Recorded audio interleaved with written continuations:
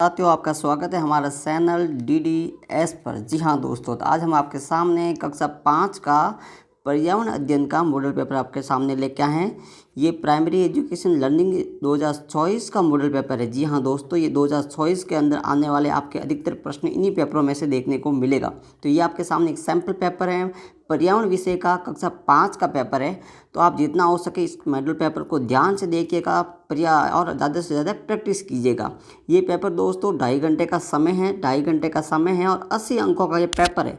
जब भी आप पेपर देने जाओ तो आपके अंकों का यहाँ पर रोल नंबर लिखिएगा और शब्दों में यहाँ अपना रोल नंबर लिखिएगा। ठीक है दोस्तों, और फिर इन प्रश्नों को आप इसी सीट के अंदर आपको प्रश्न को करना है। आपको अन्य कोई कॉपी नहीं मिलेगी अलग से, जिस पेपर दे रहा है उसी पेपर में आपको उत्तर लिखना है। तो चलिए सबसे पहले इसके हम MCQ क्वेश्चन देख लेते हैं। MCQ क्वेश्चन इस प्रकार है, देखिए आपके सामने एक दे रखा है, अवलोकन कर दर्ज करना और ऑब्जर्वेशन इन रिकॉर्डिंग। इसलिए आपको प्रत्येक अंक के एक एक अंक मिलने वाले हैं। कुल टोटल 8 प्रश्न हैं, यानी 8 अंक है। तो पहला प्रश्न क्या, देखिए दिए गए चित्र देखकर बताइए आलू के अंदर से क्या निकला है। ये जो आलू दिख रहे हैं ना दोस्तों, इसमें क्या निकला है, जड़, तना, पत्ती या फूल। तो दोस्तों इसका सही आंसर होगा तना, ब। क्या होगा, ब, तना। अगला आपके सामने जो प्रश्न बन है वो इस प्रकार देखिए, चित्र देखिए, चित्र को देखकर आपको प्रश्न को करना है। दी गई खाद्य श्रृंखला है, इस चित्र को देखकर बताइए शेर अपने भोजन के लिए किसके ऊपर निर्भर हैं। किसकी बात हो रही है, शेर। सबसे पहले हम इस श्रृंखला को समझते हैं। श्रृंखला क्या, देखिए सबसे नीचे इस तरह का आपके सामने देख रहा होगा, यहाँ पर देखिए खाद्य के रूप में ये घास है। क्या है, ये घास है। घास को कौन खाता है, तो घास को खाता है खरगोश। खरगोश को कौन खाएगा, लोमड़ी। ये कौन है, लोमड़ी। और लोमड़ी को कौन खाएगा, शेर। तो आपके सामने देखिए शेर, शेर के लिए भोजन किसके ऊपर निर्भर है, लोमड़ी के ऊपर। तो उत्तर देखिए स, लोमड़ी। देखिए दोस्तों, अच्छा चलो अगला आपके सामने देखिए एक चित्र देखिए। इस चित्र को देखकर प्रश्नों का उत्तर देना है। चित्र को देख लीजिए दोस्तों, इस चित्र किसका है, आप खुद देख लीजिए इसको, इसके बाद इसका उत्तर देखते हैं। तो दोस्तों अगला जो आपके सामने देखिए प्रश्न है वो इस प्रकार है, दिए गए चित्र किस पक्षी का है। तो दोस्तों ये चित्र किसका है, तो जो गोरा है, एक चिड़िया नाम होना होगा, गोरा या चिड़िया होती ना, उस चिड़िया का चित्र है, चिड़िया का चित्र है। ठीक है। उड़ने के लिए इसके लिए इसके शरीर पर कौन से अंग होते हैं, तो उड़ने के लिए इसके लिए क्या होते हैं, पंख। क्या होते हैं, पंख।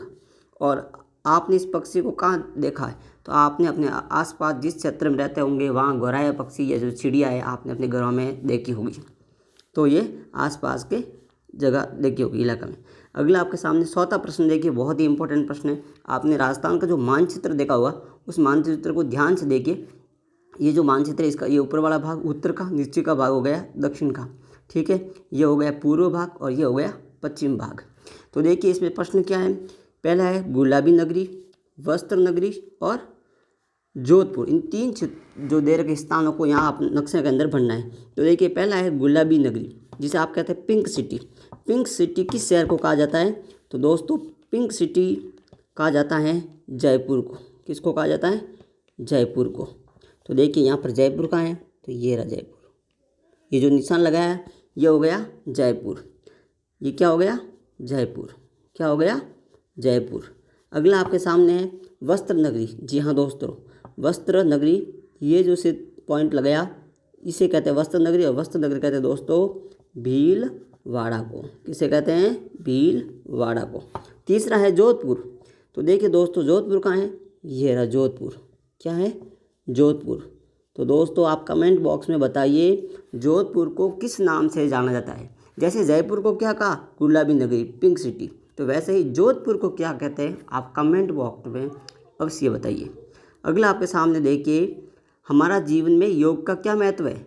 योग यानी मेडिटेशन का क्या महत्व है, योग करने से क्या फ़ायदे हैं। तो दोस्तों योग करने से हमारे जो शरीर के अंदर जो शारीरिक रूप से, एक तो शारीरिक व मानसिक रूप से हम क्या हो जाते हैं, फिट होते हैं। मानसिक और शारीरिक रूप से क्या होते हैं, फिट रहते हैं। और हमारे स्वास्थ्य के अंदर एक तो हमारे क्या होगा, तनाव कम होगा, तनाव कम होगा, नींद अच्छी आएगी। क्या लिखोगे, नींद अच्छी आएगी। और भूख और पाचन जो शक्ति है वो भी बढ़ती है। ठीक है दोस्तों, ये अब भोजन को चबाना क्यों आवश्यक है। तो दोस्तों भोजन को चबाना क्यों आवश्यक है, ये भोजन चबाने से हमारे अंदर जो पाचन जो सिस्टम है जिसे आप कहते हैं पाचन तंत्र, ये मजबूत होता है। दूसरा, इसमें जो कई तरह के केमिकल निकलते हैं पाचन तंत्र से, हमारे शरीर के अंदर जो पौष्टिक जो वो कह सकते हैं पोषक तत्व, वो भी हमें मिल जाते हैं पोषक तत्व। तो ये आप लिख सकते हैं। अगला आपके सामने जो प्रश्न है दोस्तों, ये 3 नंबर का था। अगला है, जल हमारे जीवन का क्या महत्व है, घरों में जल के संग्रहित करने के लिए क्षेत्र बनाइए। तो दोस्तों जल हमारे जीवन में क्या महत्व है, तो जल के बिना जीवन नहीं रह सकता है, क्योंकि हमें जल के बिना नहीं रह सकते हैं। तो हम ये कहते हैं कि जल ही जीवन है, ऐसे लिख सकते हैं, जल ही जीवन है। जल के बिना आप लिख सकते हैं, जल के बिना मनुष्य नहीं रह सकता, मनुष्य नहीं रह सकता। ठीक है। फिर आपको क्या करना है, अपने आसपास में आपने देखा होगा घरों के अंदर पानी संग्रहित करने के लिए 4 कोने का आपका घर पे देखा होगा टाका बना होता है, ऐसे बनते हैं 4 कोने का। ये इस टाके के अंदर क्या करते हैं, या तो बरसात का जल के लिए यहाँ पर खाली जगह छोड़ देते हैं पाइप वगैरह, और यहाँ पे इसका ढक्कन बना देते हैं कोने के ऊपर। तो ऐसा आप चित्र बना दीजिएगा। अगला आपके सामने 8वां प्रश्न है, बताइए जड़ से बनने वाले पौधे कौन से। तो जड़ से बनने वाले, जो जड़ से बनते हैं वो हो जाएगा पत्र चट्टा। अगला है, अचार को ख़राब होने से बचाने के लिए आप क्या मिलाते हैं। आपके मम्मी या अपने घर पे देखा होगा कि जो हमारे घर पे जो अचार बनाते हैं तो उसके अंदर अक्सर आपने देखा होगा कि तेल गरम करके वापस उसे ठंडा करके साथ में नमक मिलाते हैं ताकि अचार ख़राब नहीं होता है। तो आंसर हो गया अ। अगला आपके सामने देखिए, अपने आसपास पेट्रोल व डीजल से चलने वाली वाहनों के बारे में आपको नाम बताने। तो देखिए दोस्तों, पहले पेट्रोल से क्या चलती है, कार, मोटरसाइकिल। ठीक है, 1-2 नाम लिख दीजिए। डीजल से आप लिख सकते हैं ट्रक होती है, जो मालगाड़ी ट्रक चलती है, ट्रेन भी चलती है, और जो पब्लिक सेक्टर की जो बसें होती है ना, वो भी डीजल से ही चलती हैं। तो ऐसे आप लिखने से आपके 3 अंक प्राप्त हो जाएंगे। अगला आपके सामने, आंवला, नीम की पत्ती, मावे की बर्फ़ी, जलेबी, बूंदी के लड्डू, दही, दूध, अंगूर, नीम, करेला, नमक, शक्कर, इनको देखिए और इनका आपको क्या करना है, अलग अलग सफ़ेद रंग, पीला रंग, हरा रंग, इन जो आइटमों का रंग क्या होता है वो आपको लिखना है कि आंवला का रंग क्या होता है, नीम का रंग कैसे होता है, हरा, मावे की जो बर्फ़ी कैसी होती है तो सफ़ेद, जलेबी कैसी होती है तो ऐसे पीली टाइप, बूंदी के लड्डू कैसे होते हैं पीले, दही सफ़ेद होता है, दूध सफ़ेद होता है, ठीक है, नींबू पीला होता है, और करेला हरा होता है, नमक सफ़ेद होता है, शक्कर सफ़ेद होती है। ऐसे आपके अलग अलग यहाँ पे नाम लिखना है। आपने घरेलू के अंदर जो यूज़ करते हैं ना वो चीज़ें हैं। अब बताओ दोस्तों, राजस्थान के अंदर यदि आपने 3 किलो के नाम लिखने हैं तो दोस्तों सबसे पहले नाम लिख देते हैं हम मेहरानगढ़। ये दोस्तों मेहरानगढ़ कहाँ है, तो जोधपुर के अंदर है मेहरानगढ़। दूसरा आपके सामने पूछा जाए तो लिख सकते हैं आप चित्तौड़ का किला। कौन सा किला, चित्तौड़ का किला। तीसरा लिख सकते हैं कुंभलगढ़ का किला, कुंभलगढ़ का किला राजसमंद के अंदर है। तो 3 हो गए, मेहरानगढ़ जोधपुर, चित्तौड़गढ़ का किला चित्तौड़ में, और कुंभलगढ़ का किला राजसमंद में। अगला आपके सामने है 13वां, भूस्खलन से आप क्या समझते हैं, अपने शब्दों में लिखिए। तो दोस्तों जब कभी चट्टानें होती है, जो पहाड़ी इलाकों में अक्सर ये ज़्यादा होता है, जहाँ पर चट्टानें क्या होती है, चट्टानें जो मलबे होते हैं ना, मलबे वो पृथ्वी के ढलान से क्या हो जाते हैं, नीचे की तरफ खिसकते हैं, ढलानें नीचे की तरफ खिसकते हैं, और वो पूरे पहाड़ नीचे की ओर खिसकने से भूस्खलन होता है, भूमि वही पहाड़ टूट के नीचे आ जाते हैं, ये लिख सकते हैं। अगला है, आपने भवन निर्माण के लिए कौन कौन सी सामग्री आपके आसपास मिलती है, कौन कौन सी सामग्री दूसरी जगह से लाते हो, तो वो आप लिखनी। तो देखो आपके आसपास क्या मिलती होगी कोई भवन बनाने के लिए, तो आप लिख सकते हैं बजरी, पानी, है ना, रेत, ये सब अपने आसपास ही मिलती होगी। लेकिन दूसरी जगह से आप क्या मंगाते होंगे, तो अपने पास सीमेंट का तो उद्योग है नहीं, तो वो बाहर से मंगाते होंगे। सीमेंट है, पत्थर है, बड़े जो पत्थर होते हैं घर बनाने के लिए, ये बाहर से मंगवाते हैं। अगला दोस्तों 14वां प्रश्न है, नदी के पानी और खड्डे के पानी में क्या अंतर है। तो आपने देखा होगा अक्सर दोस्तों, नदी का पानी होता है उसका बहाव होता है, यानी ये पानी, नदी का पानी कभी रुकता नहीं है, ये बहाव वाला होता है, यानी ये तेज़ गति से चलता रहता है। तेज़ गति से चलने के कारण इसमें क्या है, स्वच्छ रहता है पानी, क्या रहता है, साफ़ सुथरा, यानी ये पानी साफ़ सुथरा रहता है, स्वच्छ रहता है। दूसरा खड्डे का पानी क्या होता है दोस्तों, ये पानी रहता है स्थिर, क्या होता है दोस्तों, स्थिर होता है, तो ये पानी क्या हो जाता है, गंदा, ये पानी क्या हो जाता है, गंदा, ये अंतर है। अगला आपके सामने 15वां, भावड़ियों का पानी गंदा ना हो इसके लिए आप क्या करोगे। तो दोस्तों आसपास क्या लिखोगे, आसपास साफ सफाई करेंगे, साफ सफाई, आसपास साफ सफाई, अधिक से अधिक आसपास पेड़ पौधे व कूड़े पात्रों का यूज़ करेंगे। अगला आपके सामने किसान की खेती के बारे में जानकारी प्राप्त करनी है, तो आप क्या पूछेंगे? 3 प्रश्न।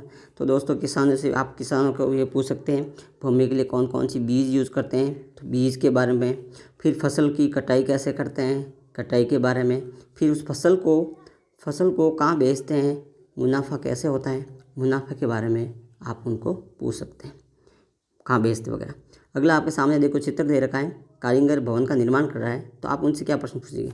तो आप दोस्तों कारीगर से पूछ सकते हैं कि भवन का निर्माण आप किस आधार पर करते हैं, आपका नक्शा कैसे बनाते हैं, फिर इसके अंदर क्या क्या सामग्री होती है, उन सामग्री को, ये सामग्री आप कहाँ से लाते हैं, ये सामग्री आप कहाँ से लाते हैं, ये आप इनसे जानकारी पूछ सकते हैं।